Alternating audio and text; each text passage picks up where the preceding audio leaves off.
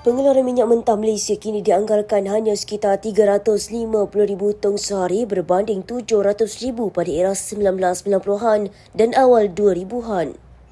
Presiden dan Ketua Pegawai Eksekutif Kumpulan Petroleum Nasional Berhad Petronas Tan Sri Tengku Muhammad Taufik Tengku Aziz berkata, pengeluaran minyak mentah Malaysia berkurangan secara beransur-ansur apabila landscape matang mengalami penyusutan secara semula jadi. Jelasnya sejak 2014 hingga 2015 sudah ada penerimaan hakikat bahawa Malaysia menjadi pengimport bersih minyak mentah dan perkara itu sudah diumumkan oleh kerajaan. Sementara itu, menurut Muhammad Taufik, Malaysia masih mempunyai bekalan minyak mentah yang mencukupi memandangkan pengataran bagi hampir 40% import minyak mentah negara adalah melalui Selat Hormuz. Bagaimanapun, beliau tidak menolak kemungkinan Malaysia sebagai satu pasaran pengguna terlindung sepenuhnya juga terkesan daripada kenaikan harga minyak dunia.